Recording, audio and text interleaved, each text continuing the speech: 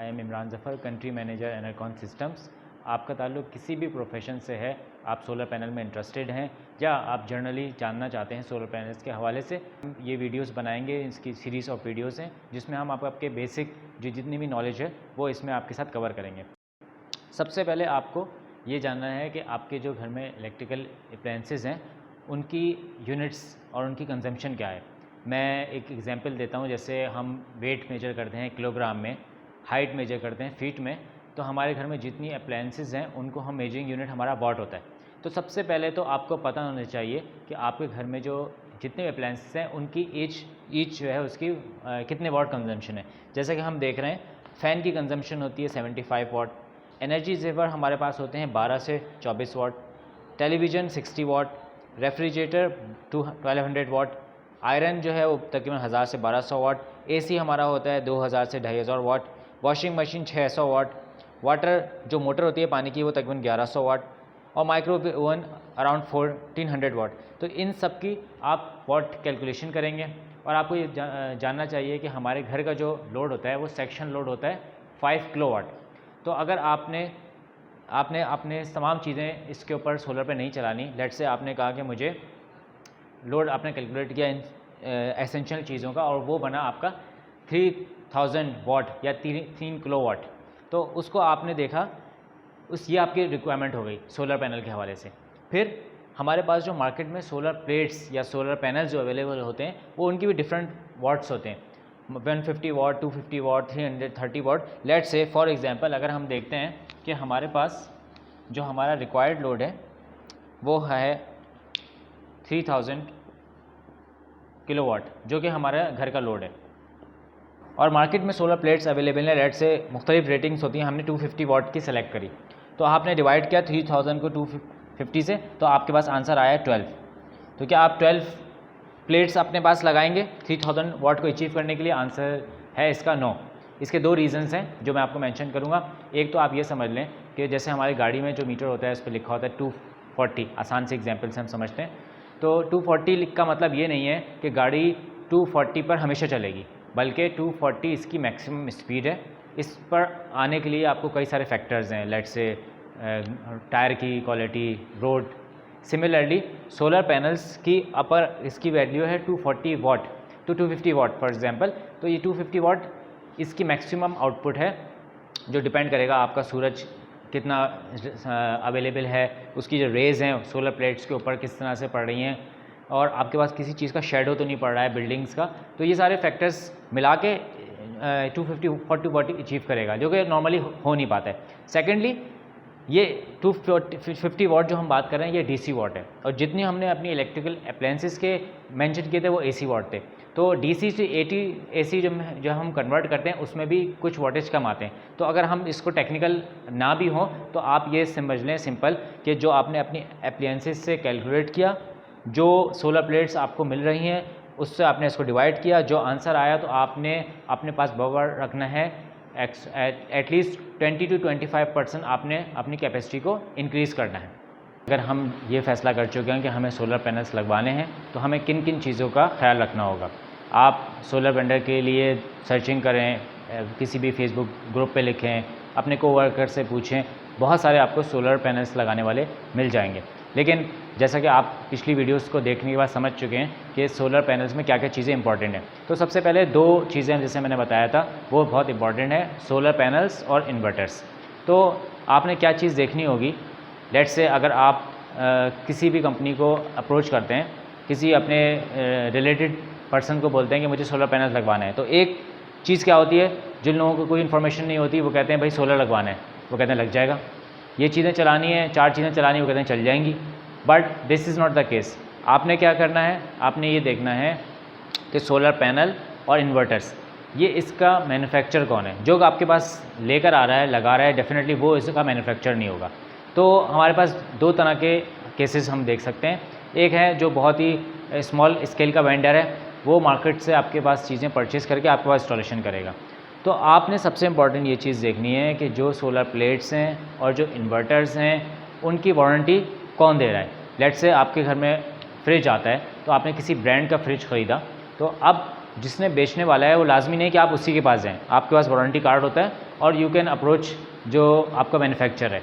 तो इस केस में भी आपने ये देखना है कि अगर आप लेट से कराची या लाहौर में मौजूद हैं या किसी और दूसरी सिटी में मौजूद हैं, तो जो मैन्युफैक्चरर है क्या वो उसका सर्विस सेंटर मौजूद है, कोई उसका ऑथराइज डिस्ट्रीब्यूटर मौजूद है, वो उसको रिपेयर कर सकता है, या फिर जो कंपनी इसको प्रोवाइड कर रही है वो इतने लार्ज स्केल पे स्टॉक उसके पास अवेलेबल है कि अगर वो रिपेयर नहीं कर सकती तो क्या आपको रिप्लेस करके दे सकती है।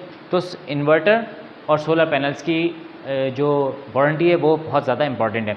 तीसरी चीज़ ये है कि इन्वर्टर जो है उसमें इलेक्ट्रॉनिक्स इन्वॉल्व है, तो अगर आपके पास जर्नल इलेक्ट्रिशियन कोई होता है तो वो उसके अंदर जो फीचर्स हैं उसको इतना अंडरस्टैंड नहीं कर सकता। तो आपको ये देखना है जिससे आप इंस्टॉलेशन करवा रहे हैं वो थोड़ा सा उनकी नॉलेज बेहतर हो, थोड़ी सी कंपनी का बैकग्राउंड बेहतर हो, जो नॉलेज हो, कोई इंजीनियर्स लेवल के लोग हों जो कि उसको बेहतर तरीके से तमाम फीचर्स को यूज़ कर सकें और आपको बेहतर गाइड कर सकें।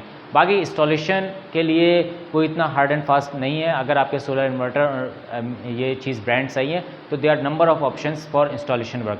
You can also, what you can also do, you can just buy these two things directly from the dealer, from the manufacturer, and you can get it installed from any reputable installer. हम समझेंगे थोड़ी सी calculations. तो late से आपने अपना AC load calculate किया और आपको पता चला कि 1000 वाट या 1 किलोवाट आपका टोटल लोड है। इसी के हिसाब से मार्केट में जैसे अभी मैंने कल ही चेक किया 330 वाट की एक प्लेट मौजूद है, तो हमने उसको मल्टीप्लाई किया 4 से ताकि हमें 1 किलोवाट से ऊपर थोड़ा सा मार्जिन के साथ हमें पास आंसर आए। तो ये आंसर आया 1.3 किलोवाट। उसके बाद हमें इन्वर्टर चाहिए होगा जो कि ज़ाहिर है 13.3 किलोवाट से ऊपर हो। हमारे पास इन्वर्टर मार्केट में अवेलेबल है 2.2 किलोवाट। तो हमने इसकी प्राइसिंग देखते हैं। एक प्लेट की प्राइस है 15,000, तो ये 4 प्लेट्स की प्राइस हो गई 60,000। फिर हमारे पास इन्वर्टर की प्राइस तकरीबन मार्केट में अवेलेबल है 31,500। फिर उसके बाद इंस्टॉलेशन जो मटेरियल कंप्लीट है, जिसमें मैंने पिछली वीडियो में आपको एक्सप्लेन कर चुका हूँ, इस सिस्टम की एक जो मार्केट प्राइस चल रही है रफली हम रख लेते हैं उसको 30,000। ये 5,000 ऊपर नीचे हो सकती है। तो जब आप इन पूरे सिस्टम को कैलकुलेट करेंगे आंसर आएगा 121,500। ये आपकी कॉस्ट आ गई। मार्केट में इसको इस तरह भी देखा जाता है 121,500 को आप डिवाइड करेंगे, जो आपका सिस्टम ये 1.3 किलोवाट का सिस्टम है, तो आप ये देखेंगे पर वाट 121,500 डिवाइडेड बाय 1.3 किलोवाट, तो आपके पास जो प्राइस आ जाएगी वो होगी तकरीबन 93 रुपीज़। तो ये 93 रुपीज़ पर वाट के हिसाब से होगा, जो कि प्राइस ये तकरीबन चल रही है। तो आप पर वाट भी प्राइस पूछ सकते हैं किसी से कि फर्मली क्या प्राइस है। कंप्लीट इंस्टॉलेशन को हम कितने इस कामों में ब्रेक कर सकते हैं। फॉर एग्जांपल जैसे हमने कैलकुलेट किया था कि 3000 वाट हमारा अगर लोड था, तो उसके लिए हमने कहा कि अगर 250 वाली हम प्लेट्स यूज़ कर रहे हैं तो हमें वो चाहिए होंगी 12 प्लेट्स, लेकिन हमने 12 को इंक्रीज़ किया 3 प्लेट से, ताकि हम जो पिछले उसमें हमने एक्सप्लेन किया था बफर रख सकें। तो हमारे पास जो स्कोप के हिसाब से हम चीज़ें डिवाइड करें तो सबसे पहले हमारी सोलर पैनल्स हैं, फिर इन्वर्टर है। इन्वर्टर क्या कर रहा है, जो हमें आउटपुट प्रोड्यूस हो रहा है सोलर सनलाइट से, वो हमारी डीसी आउटपुट है। हमारे जितने घर में अप्लायंसेस हैं वो डीसी पे रन नहीं कर सकते, वो एसी पे रन करते हैं, एसी सप्लाई पे। सो इन्वर्टर हमारा जो मेन चीज़ है वो डीसी को एसी में कन्वर्ट कर रही है।